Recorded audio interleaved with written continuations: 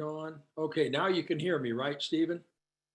Yeah, Yes. thank you guys for the invite. My name is Craig Clove. I am sober since September 28th, 1985. I live right here in Henderson, Nevada, Las Vegas, Nevada. It's a kind of one big ball of lights.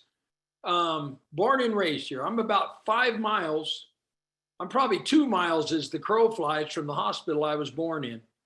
Um, and welcome anybody that is new, or maybe you're not new. Maybe this is the 600th time or whatever, and but you're early in sobriety, and I understand that because I wasn't necessarily a. I didn't just. It wasn't like a duck takes to water for me either. And you mentioned something earlier, Stephen, about the people that are thinking about things, about doing things, thinking about, hey man, I'm really struggling and I'm thinking about drinking, or I'm thinking about using drugs, or even worse, maybe I'm thinking about taking my own life. I'm only about 2 weeks out of one of those. That a friend of mine named Chris, that I've known, his brother and I, his older brother and I, got sober about a month apart, and I've known him pretty much my whole sobriety. And in fact, a guy I sponsor and I were doing a panel meeting at a rehab just, last summer, uh, up at a place he was at. And, I got so much hope, man. I just tell people, don't ever give up on this. Don't ever give. I know that Alcoholics Anonymous works. If you'll just hang in. I mean, hang it. You're probably going to have to start doing some things, taking some actions, getting transparent with people, talking to a sponsor. And if you're like me, I don't need a sponsor in the sense that I need somebody to tell me what to do and got to go over and pick dog poop up in his backyard or whatever those stories are. But I need somebody that I'm current with. I can't afford to have little things tucked away. And this kid hung himself a couple of weeks ago. Didn't tell nobody. I got a whole wall full of those people around some of the meetings that I show up in here in Vegas. And that's some real stuff. I don't know. One of the guys, when I don't know how long I was, so I wasn't sober. I was sober. I don't know. Maybe I was, I don't know, 10 or 12 years sober, maybe. I don't really remember. But this guy named Frank was a real popular guy here in Vegas. Good looking guy, kind of an Austin Powers type thing. Men wanted to be him, women wanted him, all that kind of, nonsense. I mean, he's the guy. He's the guy.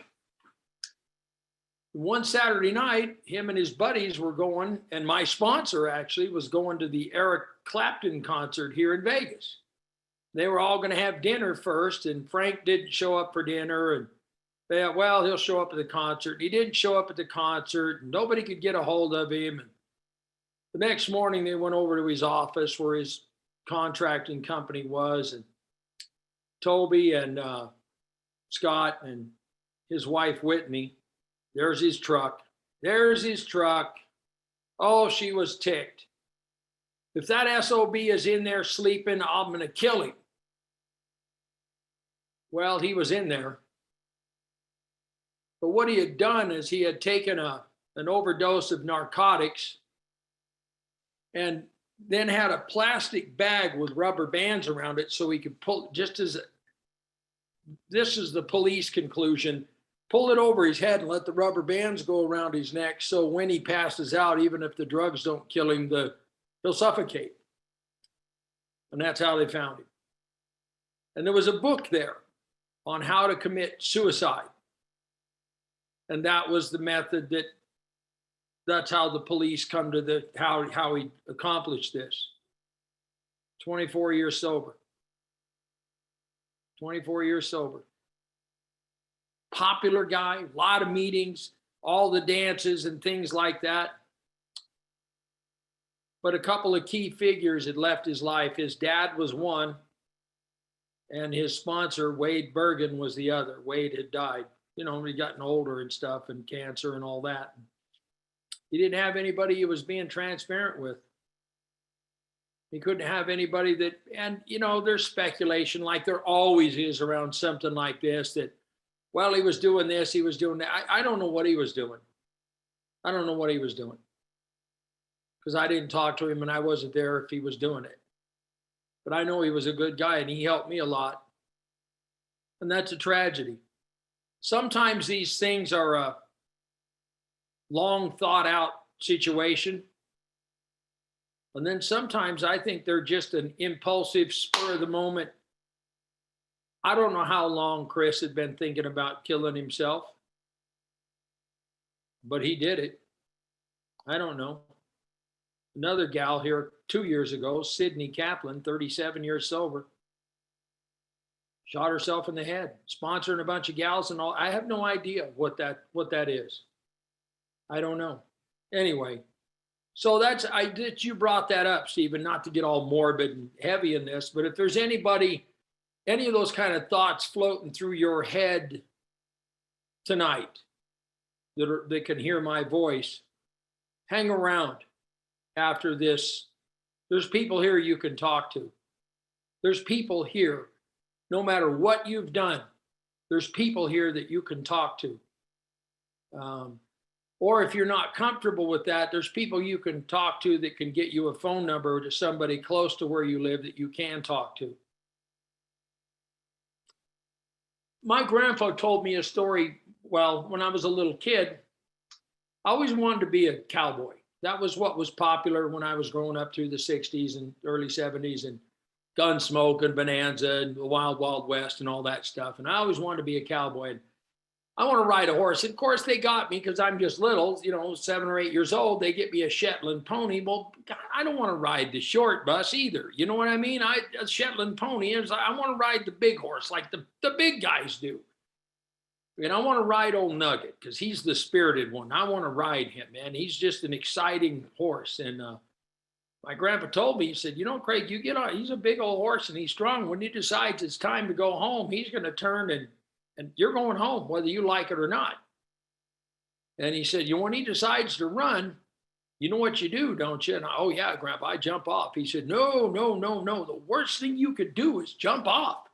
He said, man, we wouldn't know where to find you. You could get hurt really bad. He said, hell, we wouldn't. He said, old Nugget, he's just going to come home. We'll see him back down at the barn. He'll just walk back to the corrals, but we won't know where to find you. All right, Grandpa. Well, I want to ride him. So Grandpa saddles him up, and, I got to climb up on the manger to be able to get my foot in the stirrup to get up on him. And then up above town we go. Well, sure enough, old Nugget decides time to go. And he turns around and I'm pulling and doing all I can't. He's a hammerhead is what he is. And he decides to take off. I get scared, panic, and jump. And I didn't get hurt. I got scuffed a little bit. I didn't get hurt, but it was a long walk home. And, Grandma and them were all looking for me in the car. Oh, where is he at? Oh, my God, I'm glad you're okay, and all that kind of stuff. And, yeah, and Grandpa said, did he throw you or did you jump? Well, Grandpa, I jumped. He said, I told you, man, grab that saddle horn and lock on. And just don't hold on. Well, he said, you're going to have to get back on that horse. And so the next day, we saddle up and away I go on Nugget again. And I'll be damned, I get back up there above town and that fool runs again. And I'm scared to death. And I hung on for a minute, but finally I jumped. And this time I did get hurt. I thought I broke my arm. And, I was scuffed up pretty good. And of course, they kind of figured where I was by then and come up above town and found me walking along crying. And, oh, my God, take me to the hospital, get me checked out. It was a week or so before I could ride him again. And the next day, Grandpa, you jumped? Yeah, I jumped again. I told you got to hang on. Well, I was scared, Grandpa. I was scared. He said, I know you're scared. but jumping off's going to get you hurt. You got to stay on. It's going to get scary, but you got to hold on to it. Well, me and old Nugget decided to go down across the Virgin River down to the fields, and I'm down through all those river willows and tamaracks and everything. And I got my little cowboy hat and my little toy guns on and all that. And Nugget decides it's time to go home. And fortunately, it was sandy, so I wasn't too worried about jumping, but those willows were whipping me. And it just in the face and knocked my hat off. And one of my little guns fell. And I'm telling you, I never been so scared in my life. I grabbed that saddle horn and I'm screaming. I'm crying. I got snot running out of my nose. I'm just howling. You think a wild animal's being tortured. And I hang on, and for whatever happened, I hang on to that horse, and that horse is running. And then he starts trotting, and then he's walking. And we turn around and go back and get my hat and gun. And I get back on that horse. And you know what? He never ran with me again. He never ran with me again. And I told Grandpa the story, and he said, that's because you hung in and didn't jump. The worst thing you can do, and I've noticed this in AA. A lot of us get really scared. And I can't make it, or I can't make this divorce, or I just got fired, or I'm going to get caught, whatever the deal is to scare me to death. And I jump and I drink, or worse. And I get that. And why I need people around me that are sober and active in Alcoholics Anonymous is, look, man, the answer is more AA, not less AA. Yeah, but man, I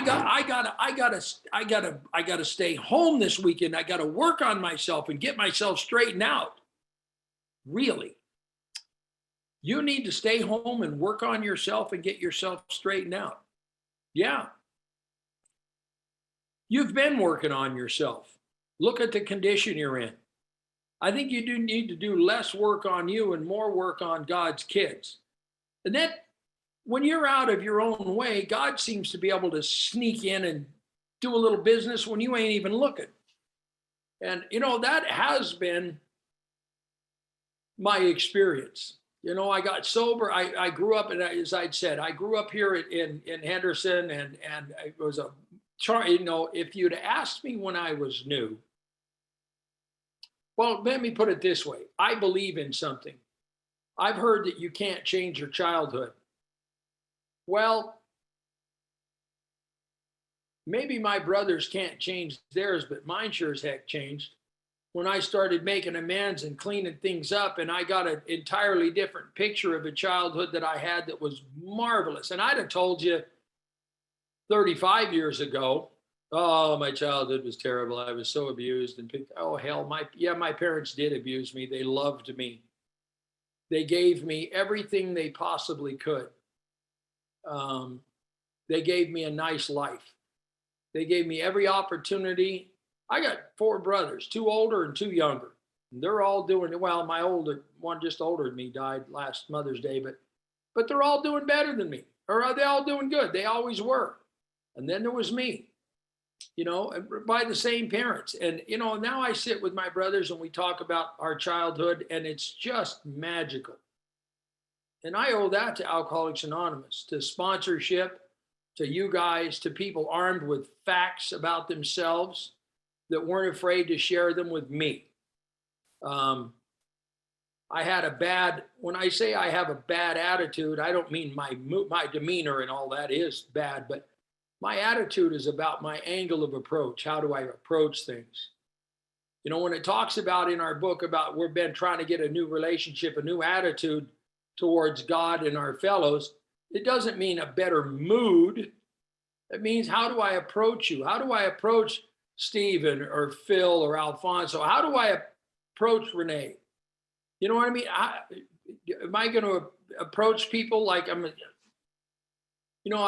I'm going to come at you on the muscle, I'm going to put you on the muscle. Anyway, so I had a pretty much a charmed childhood. The only problem was I was in it. And, I've always had whatever it is that I think is wrong with me, was wrong with me long before I ever drank. Long before. I remember being a kid and feeling like I'm the only one. I remember being a kid thinking, I had this feeling like I feel like everything goes out from me. You know what I mean? Like all of you and the stars and everything is an extension of, like, I'm the center of the universe, or at least the center of this town. And AA people told me, well, that's called self-centered, Craig, and self-absorbed. And I really didn't think, and I heard you talking about at meetings, selfishness, self-centeredness, that we think is the root of our troubles. It's not the root of my troubles. I don't see what it's got to do with anything. But there was always that feeling in chapter 3, and yeah, we're going to be all over the place. So I'll tell you a very quick little detail that happened. I went to the doctor day before yesterday to get the complete workup, the blood work, the physical, and I'm in perfect health, except my oxygen is low. And I'm a dingbat. And that's because my heart is out of rhythm again. I got that AFib, and it's terrible. I don't know what dementia's like, but I know I can be in the middle of a conversation and then all of a sudden start another one, or end up in the middle of one that I was having 3 days ago and not even know.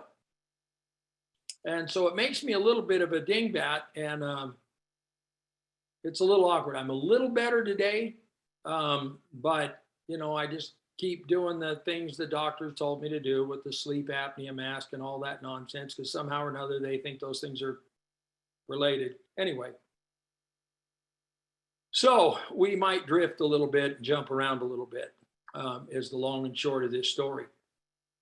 So in growing up, I always felt like something was wrong with me. In our book, it talks about, most of us have been unwilling to admit that we were real alcoholics.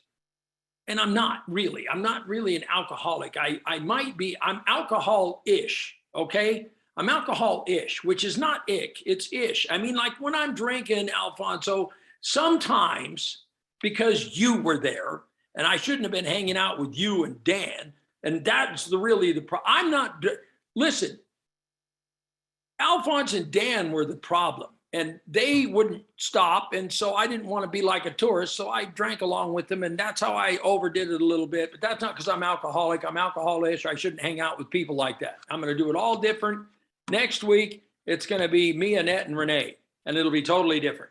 And, the next week when it's me and Annette and Renee, I'm like, do you two know Dan and Alphonse? I mean, something's up. You guys are, here I am again. I'm not alcoholic. I'm alcohol-ish.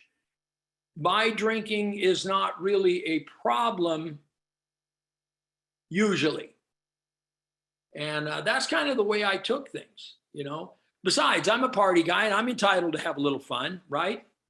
And all whatever excuses I use. And as things go on, in the beginning, for lots of us, it's lots of fun for a long period of time. But then as time goes on, it just sort of like, I end up with these consequences seem to start being a little more severe. And I don't really like the consequences, but I'm still having some fun. So we'll try to balance that a little bit. We'll watch this a little bit, and I'll maintain a little better, and quit hanging out with those four, and it'll change my life. And I just find another four.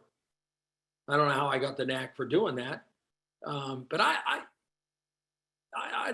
don't want to admit that I'm an alcoholic. It says that no one likes to think that they're bodily and mentally different from their fellows, but yet most of us here on this meeting, I would bet if we sat and had a conversation, you would tell me the same thing I'm going to tell you. I always felt somehow separate from or different than the people that I was around. I didn't fit with the people in church. I don't fit with the people in school completely. I sort of do a little bit. I'm the same age and the same grade, but they seem to like this stuff, in the church thing especially. They seem to be all into it, and I'm not. I'm not. I'm just not. And growing up in a good household, in a good religious family, and I never made a connection with that. I never made a connection. I always had this real big, like I have this need to disconnect from that, because everything I think is fun, they think is sin. You know what I mean? It's like, well, drinking, the Mormons don't drink. Well, they should. And it'd probably wipe that smug off their face. But, oh my God, you name it. You don't, now girls are bad. Girls, it's, you don't ever want to do that. Really, it's all I think about. What do you mean I don't, but you can't tell them that. You're 12 years old. What the hell are you going to tell the guy? And, oh my God, it's just endless. And they want you to go to church like all day on Sunday. And if that ain't enough, they got stuff to do before school in the morning, Monday through Friday, and then a Wednesday night situation. And there's always some kind of a road show. Look, I mean, the Catholics can drink, and that was appealing to me. And they can ride motorcycles on Sunday, and once in a while they go to church, but they don't have to go all the time. And I'm thinking that would have been a better deal. My neighbor Clark Woolridge was Catholic, and anyway, so I don't really have this connection and with this God thing. And my friends that I grew up with, they're like into it, and my brothers are into it, and I am not into it. And so you can imagine my disappointment when I end up in AA and then end up starting, the lights are coming on. I realize that this is a spiritual program. I don't like the spiritual. So I'm not going to do the spiritual AA stuff. We'll leave that for that Sunday morning meeting. So I'm just going to do regular AA, as if, because I think regular AA is just AA and telling your war stories and blah, blah, blah. And anyway, so by the time I got here, I'm a mess. By the time I got here, I'm a mess. I mean, I remember being young and first finding out what effects are produced by alcohol. Oh my God, it'd be like that guy finding the fountain of youth. It was like, holy cow, this is magic. Magic. I never felt so good in my life. I never knew I was even feeling that bad till the first time I felt that good. You know what I mean? I mean, like, oh my God, this is incredible. And you want to go, but you're infested with a bunch of Mormons around you, and you're not supposed to drink, so you can't go tell anybody. So it's my little secret. Oh my God, I have found the magic. Oh my God. And I got the bishop's daughter drinking, and she found magic, and then we found magic, and then she told, and oh my God, they're going to excommunicate. It's a bad scene. It's a bad scene. See, women are bad. That's the way it is. Anyway, I just, oh my God. And I learned this at a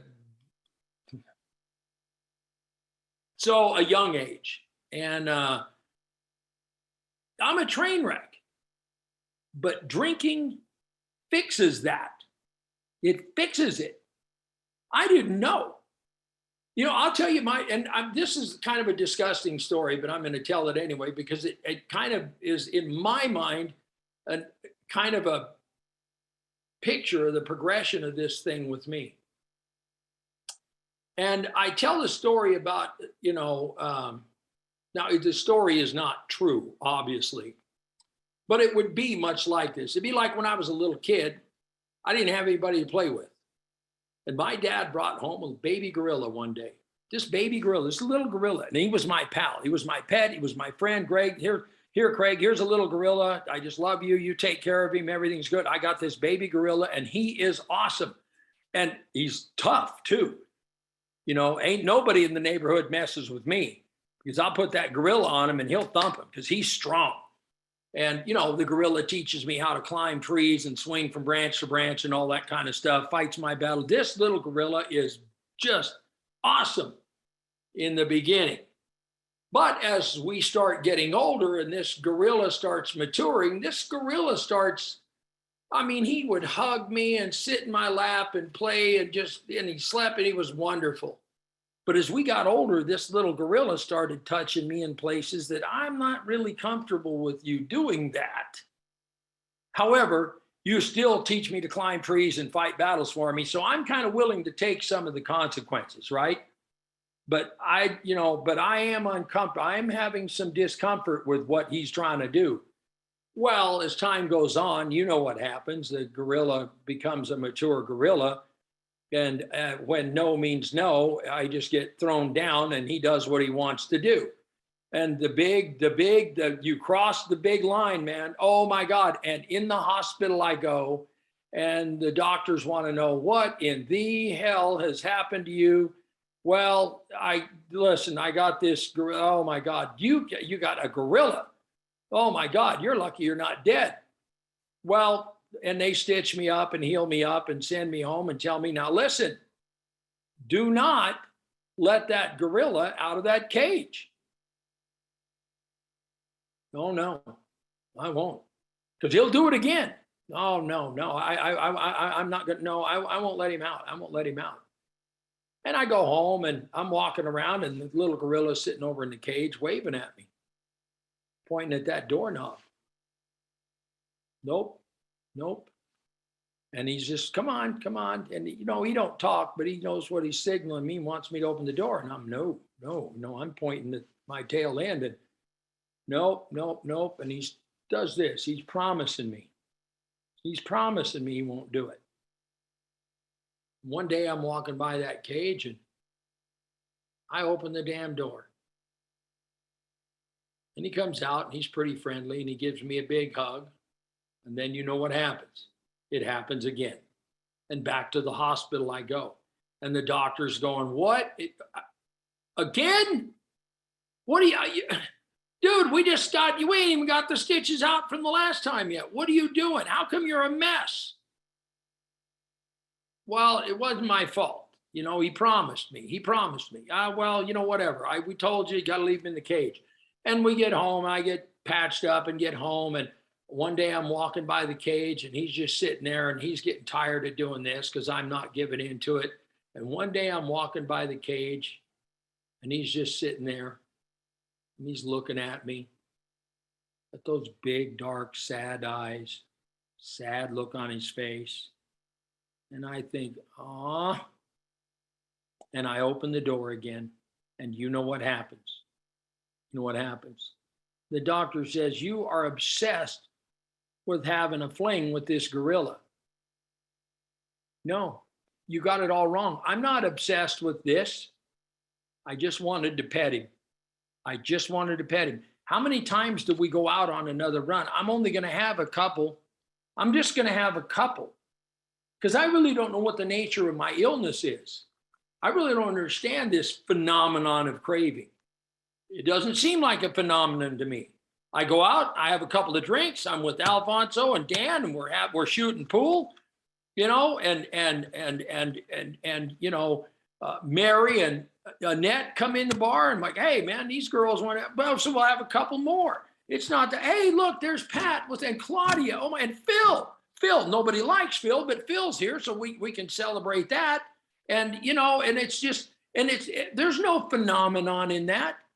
I just see my friends and I change my mind. Stephen, I told you I was going to have two, but back off, dude. You're not my mother. You know what I'm saying? Just back off. I'm not out of control. I've complete control of this. And that's the deadly aspect of this thing called alcoholism. It uses my mind against me. I don't understand how it does that.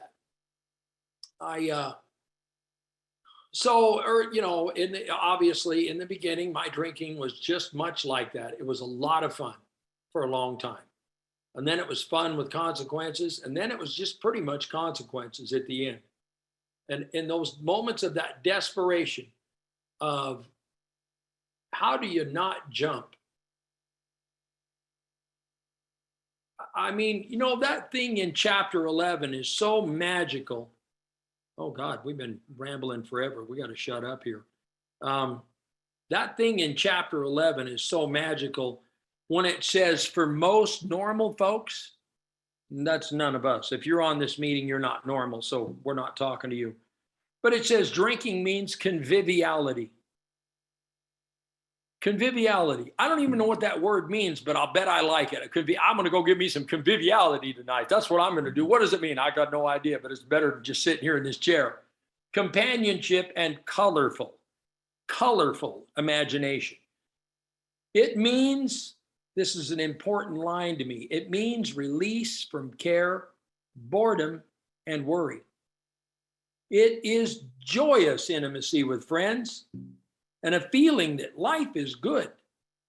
Now, this was published, I don't know how long, 50 years before I was freaking in AA. More than that. I don't know. Long time before I was in AA. Anyway, and a feeling life is good. And then it goes right into, but not so with us in those last days of heavy drinking. The old pleasures were gone. There were just memories, man. Never, never, never could we recapture those great moments of the past. And they were fantastic. There was an insistent yearning inside of me, this insistent yearning. God, I want it to be like it used to be, and it's not. To enjoy life like I once did. And this heartbreaking obsession that I've developed, that some new miracle of control, combinations of other things, you know, Bill uses the word, and Dr. Bob, sedatives and high-powered sedatives, quite all these other things we, you know, whatever, you know, to try to enjoy life as we once did, that some new miracle of control. I know by this point that I've got a little situation with drinking. Like, not like I got a problem or anything. Let's not go way out there like problem. I just got a little situation. We need some adjustments. That some new miracle of control was going to enable me to do that. So, guess what? There was always one more attempt. If you're like me, there was another failure. The less people tolerated me, the more I withdrew from society, from life itself. You know, at the one time, we're the kind of people that will stand up at the party beating on our chest saying, I'll drink you under the table, Mike. I'll drink all of you guys under the table. We're those people in college and whatnot, our younger years. And then there comes a time where I don't want anybody to know how much I'm drinking. I'm ashamed of how much I'm drinking. I'm ashamed of the way I drink. You know, when you go, you gotta sort of, you can't just go to the Christmas party. You got to get fortified to go to the Christmas party. So by the time I get to the Christmas party, I'm already beyond recall, but I know there's going to be drinking at the Christmas party. I don't want to look like a tourist. I'm going to have to drink. So, but I'm ashamed of how much I drink. And that doesn't seem to matter. It says, as we became subjects of King Alcohol, shivering denizens of his mad realm, the chilling vapor that is loneliness settled down, and it thickened, ever becoming blacker. Some of us sought out sordid places, hoping to find understanding, companionship, and approval, and momentarily, sometimes we would. But then, it always happened. Here it comes, oblivion, and the awful awakening again to face, it says the hideous four horsemen, but you know what you're waking up to face, Pat. You're waking up to face the kids, the boss, the husband, the wife, them. It's them. I don't want to deal with them. And you all know who they are. They are those that are not us. They're them. I don't like them. And they apparently do not like me. And it's just, oh my God, terror, bewilderment, frustration, despair. It says unhappy drinkers who read this page will understand. I'll bet I read this 100 times and never heard it. Now and then a serious drinker, being dry at the moment, says, oh man, I don't miss it at all. Claudia, I can't believe it. How happy I am that I found this thing. I feel better. I work better. I'm having a better time. But as ex-problem drinkers, we smile at such a sally because you knew the truth. You know I'm like a boy whistling in the dark trying to keep up my spirits. You know I'm not happy about this. I fooled myself. inwardly, tell you the truth, I give anything to take half a dozen drinks, not two, not two, half a dozen drinks and get away with it. It says he'll presently try, you're going to presently try the old game again. And then it tells you why. I'm not happy about my sobriety. I'm not. I haven't done anything yet. I haven't done any Alcoholics Anonymous. I've just stopped taking the medicine. See, I'm worse sober than I am drunk. That's why I drink. And even though drinking causes me a lot of pain and grief and everything, it's not, but I keep looking for that freedom on the inside. And, it just got to the point where I'm not getting free anymore. It's not turning me loose. In the beginning, when that thing did that magic and turned me loose and set me about and let me go free and run around and be the life of the party and all that, oh my God, it was outstanding. But it ain't doing that anymore. All it's doing is causing me a lot of shame and a lot of pain and a lot of remorse and a lot of regret and a lot of guilt and a lot of stupid, inconvenient problems. It's costing me jobs. It's costing me my marriage. It's costing me my family. It's cost me my driver's license. It's cost me a lot. He said he'll try it again because he can't picture. I couldn't picture life without alcohol. Couldn't do it. And it says someday, he will be unable to imagine life either with alcohol or without it. Then that's the moment that guy is going to know, or that gal is going to know loneliness like few people ever do. They will be at the jumping off place and they will wish for the end. And we're not talking about the end of the pain. We're talking about the end of our life. Like my friend Chris, like our friend Robin Williams, like a lot of our famous friends and a lot of our friends that, you have friends, I have friends. I mean, we don't, why'd they do that? Possibly right here. I can't imagine life without alcohol, and I can't imagine it with it either. I don't want any more cheese, as my sponsor says. I just want out of the trap. It says we've shown how we got out from under. Okay, guys, we've shown. I mean, in the AA meetings and stuff, and these Zoom rooms and the things that we do. And by the way, this is awesome.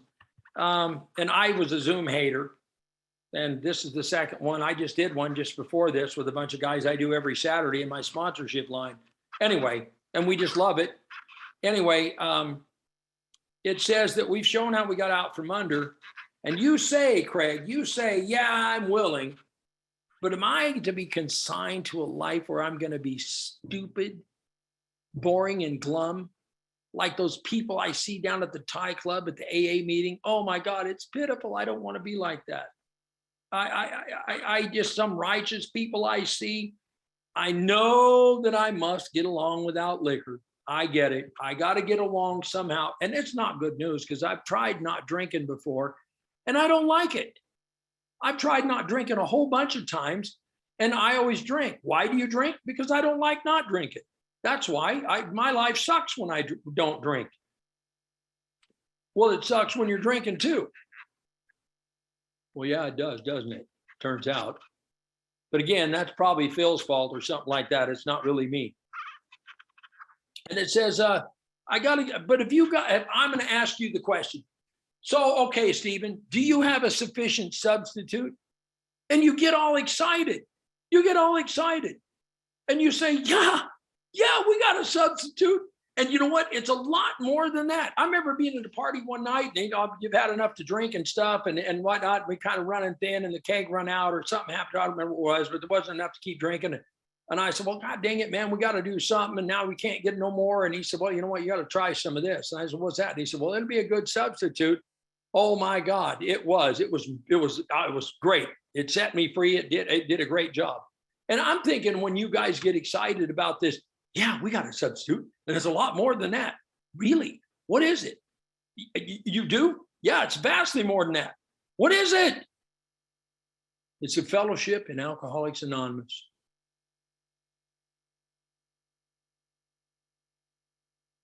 Uh, what else you got? You know what I mean? I mean, that just doesn't blow my skirt up or whatever. You know what I mean? I mean, it's a fellowship in Alcoholics Anonymous. It's a fellowship. You're excited about a fellowship in Alcoholics Anonymous? You got to be kidding me.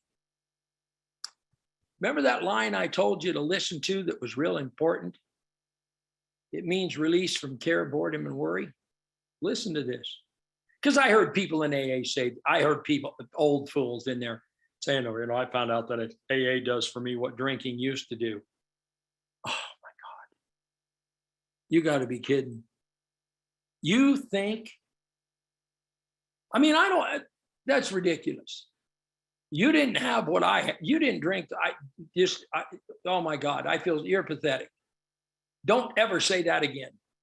But here's what it says.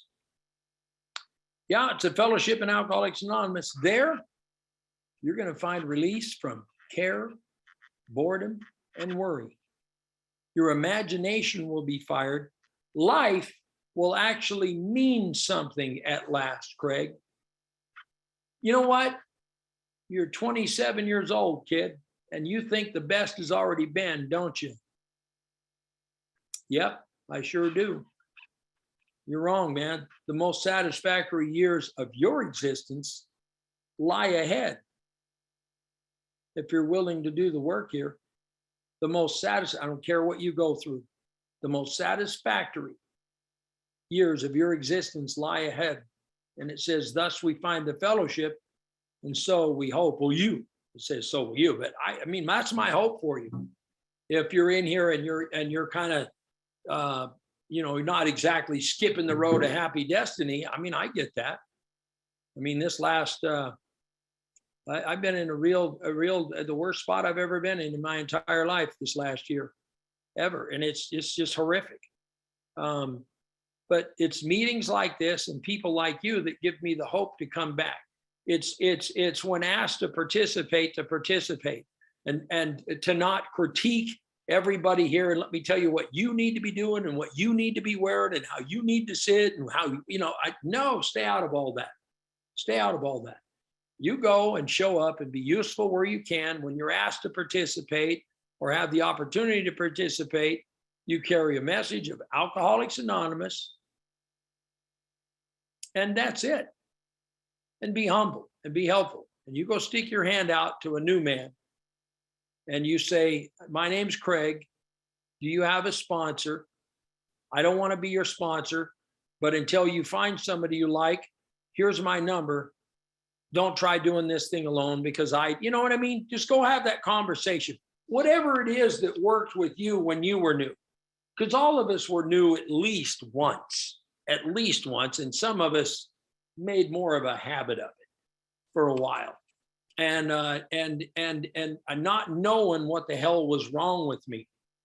Not knowing what was wrong with me. But I got around some people the strangers. I'd never met anybody here before. And there's nobody I know from my childhood here that I know in AA and here in Las Vegas. And hell, I grew up here. And none of my old running partners and stuff. But I'll tell you what, there's people in my life today that are like family to me. It's an incredible thing. That little meeting I was on earlier, this thing that a bunch of us do, we're all sponsored by the same guy in that same line. And shit, I'm as close to them, maybe more so than I am to my brothers. And my brothers just live right here and I'm close to them. And it's an amazing thing. I did not know that I would end up with the kind of life that I have. Everything that I have ever, I never imagined it could be like this. I never imagined that it could be like this. That despite the remorse and regret and the pain I have, but I'm still happy and useful. You know, I'm not having the time of my life right now. No, I'm not having the time. But I'm willing to show up and I'm willing to clean up. You know, there'll be times in your sobriety, then I'll shut up, Stephen. There'll be times in sobriety, you're going to, at least it's been my experience, to face some really tough things. when people get sick and parents and kids and things like that, it's really, really, really, really divorce and all that kind of stuff. It's really tough. But how I conduct myself, I can't control how I feel. But my buddy Don Major has me convinced that I can control my actions. And this is all about action. Because an old man asked me 36 years ago, I was grumbling about, well, when I feel better, I'll do more AA and stuff. And he said, let me ask you something, sport. He said, did you ever wait to feel drunk before you started drinking? And I didn't catch, what? He said, did you wait to feel drunk before you started drinking? And I said, well, that'd be stupid. He said, well, that's what I'm saying. You want to feel better, but you don't want to do nothing. Action first, man. It's always action first. And when you come across those times in your sobriety where you have really screwed up, when you screw up, or what I like to say, when you mess up, you fess up, and then you clean it up. And that's the course you guys have taught me about here. Mess up, fess up, clean up. And that's just what I'm in the process of. And sometimes it's long and tedious. And you're 36 years sober, and Jesus, and you're doing, you make the coffee, and yeah, I'm gonna stay active, and I'm gonna stay busy. The guys I sponsor say, God, you're always doing something. Yep. Because I don't want to sit home and study myself, because the conclusions I come up with when I sit home and study myself are never good. They're never good. Every disaster I've ever had, we all hear this all, I didn't get in trouble every time I drank, but every time I'd been in trouble, every time I got in trouble, I'd been drinking. That's not my story. I ain't drank in 36 years, and I've been to jail twice. Right? Once at 25 years sober, right after I left my home group business meeting where I'm a legend. An hour later, I'm in handcuffs. 19 hours later, they let me out of jail. I took a $40 cab ride back to get my truck, went home, showered, came back to the morning meeting, and they were all, where'd you go yesterday? They all knew. Well, your secretary went to jail is what he did, and you fess up. You fess up. Those things are going to happen. I'm not saying everybody here is going to go to jail, but when you break a guy's window with a golf club, probably. I was trying to teach him how to drive. He said he had a gun, and I jump out of the truck with a golf club. He's pointing at me like he's going to shoot me. He's a truck driver, and he's in a 18-wheeler, and I'm in my little Ford pickup, and I get out, and I'm in my matching golf outfit. Glove, hat, shorts, belt, shoes, socks, tees, the whole thing. They didn't even put me in the orange and blues when they took me to jail. How much more humiliated could it be to leave him in that leave him in that outfit? Put him in jail with those guys in that outfit. Sit on the bench, son. And oh my God, it was horrible. It was, and 500 people saw it, and 50 of them are in AA. My phone was blowing up. Blowing up. You okay? How does it look like? I'm standing here in handcuffs. The cop said, boy, you're popular. I said, well, I'm the boss of all of those people. He said, well, not today. I hope your replacement shows up. Oh, man. You know what? Stuff happens. But I don't want to make a big scene about it and cry and, let me tell you what those SOBs. No, I did that. All on my own. I didn't need to. Should I pause when agitated, Bob? Hey, Bob, this is Craig. I'm going to jump out and break this guy's window with a golf club. Should I pause? I'm agitated. Nope. I intuitively knew how to handle a situation that would normally baffle me. I jumped out of the truck with a golf club, and I just meant to tap his window. I just meant to say tap, tap. But when you're amped up like that, the tap was more of a whack, and that window exploded.